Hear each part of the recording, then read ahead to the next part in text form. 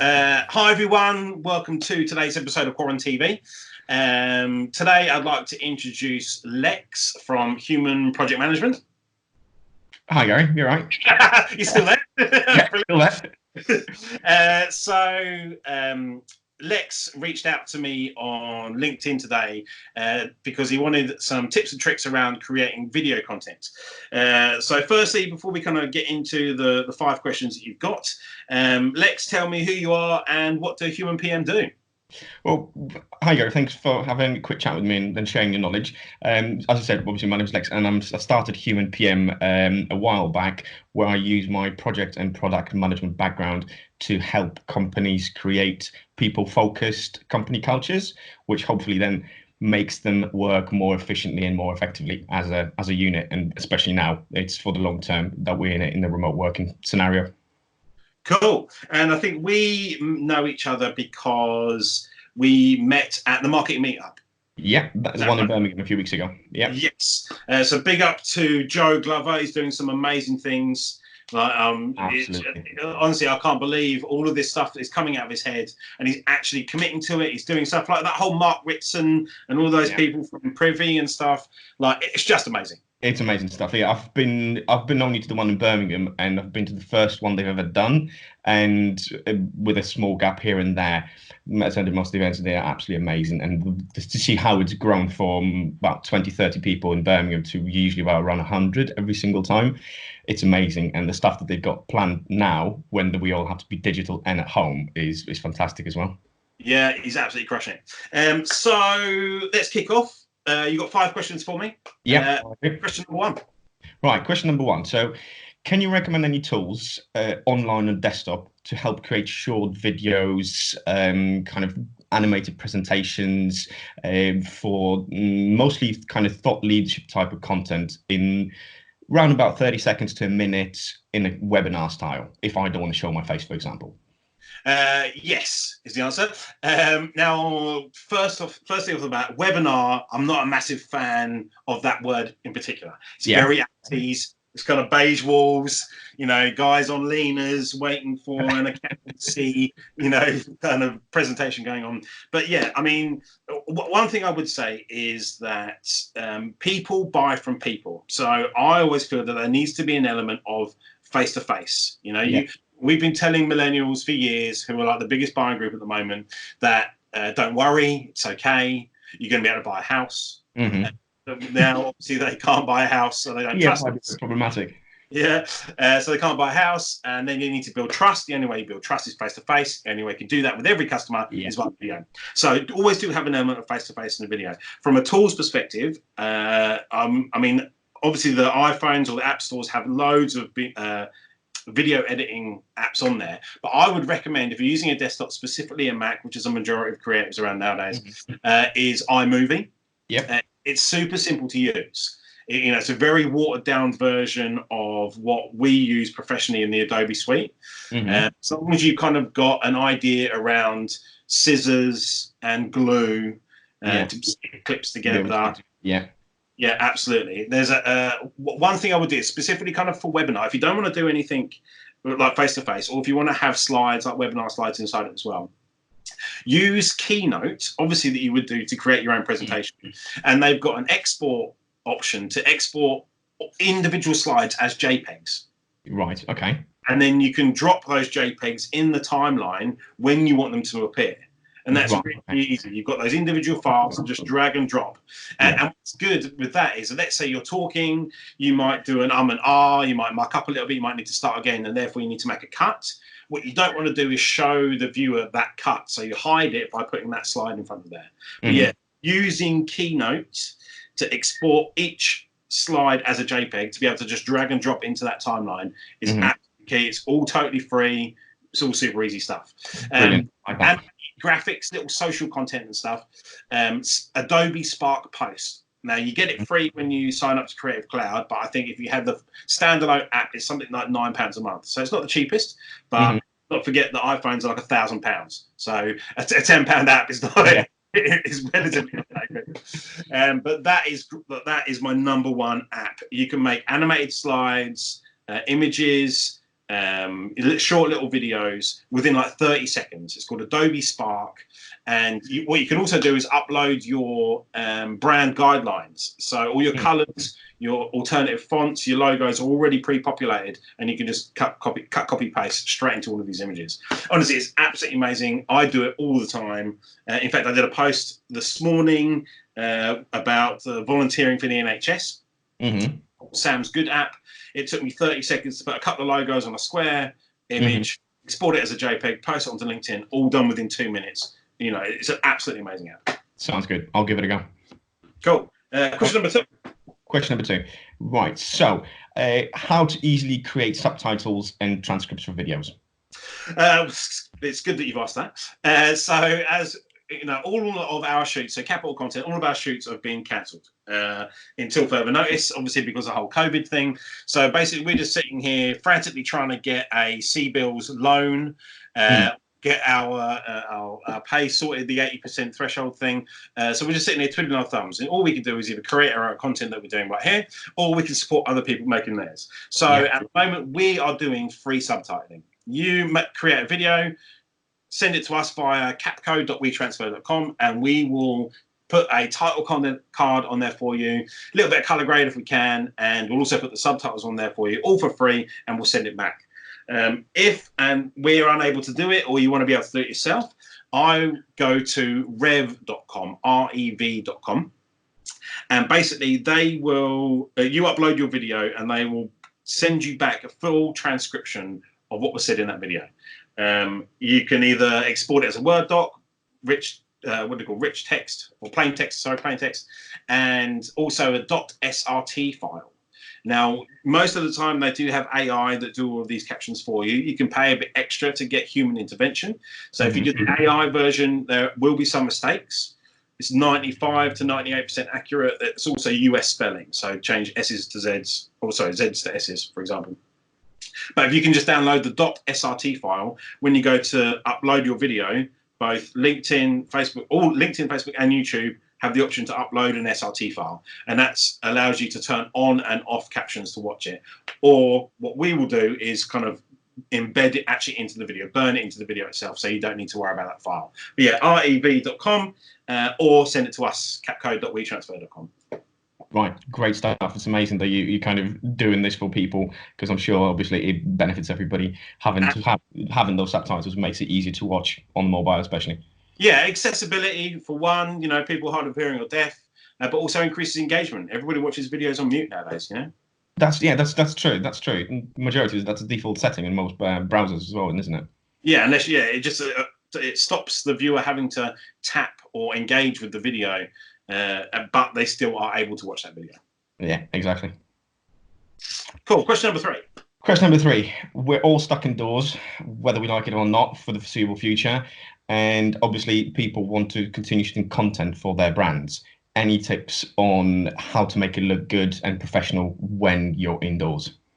Yes. So I've got 2 mentalities on this.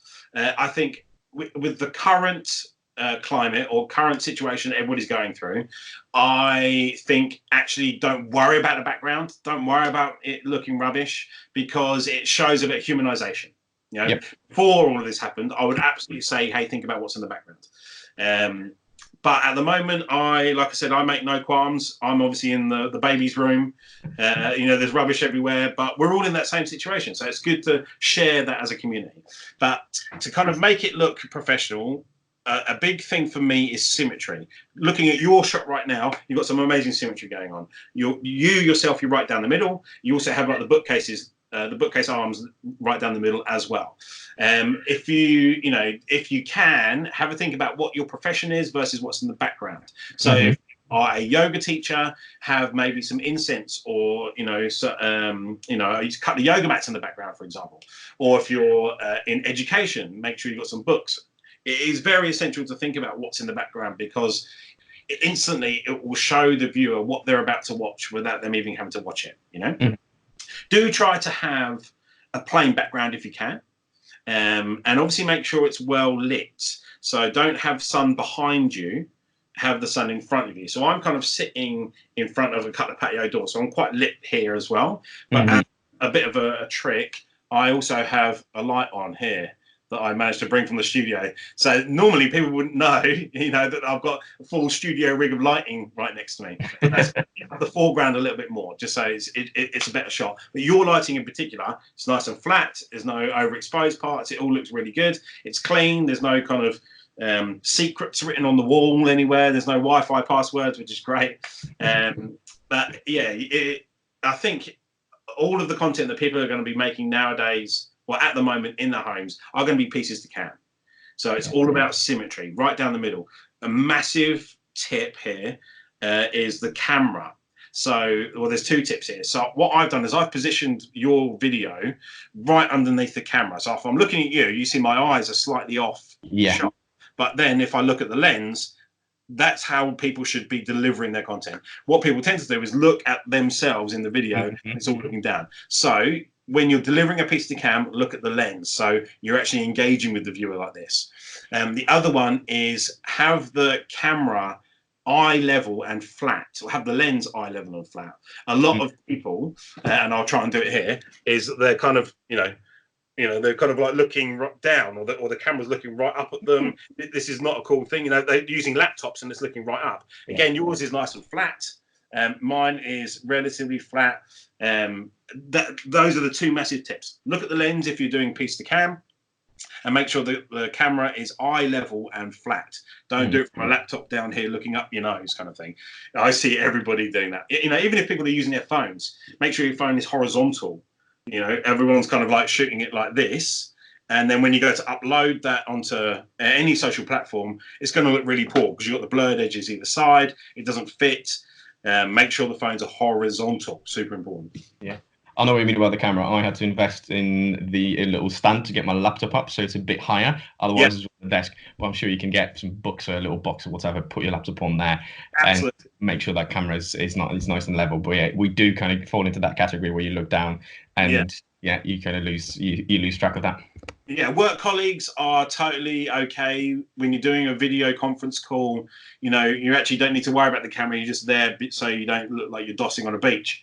But when you're making your own video content using a webcam or using a phone, it's got to be eye level, it's got to be flat. Exactly. Question number 4. Right. Question 4. How do we adapt our content strategies now that we've got fewer opportunities to have varied content in terms of video and being able to shoot it in different places?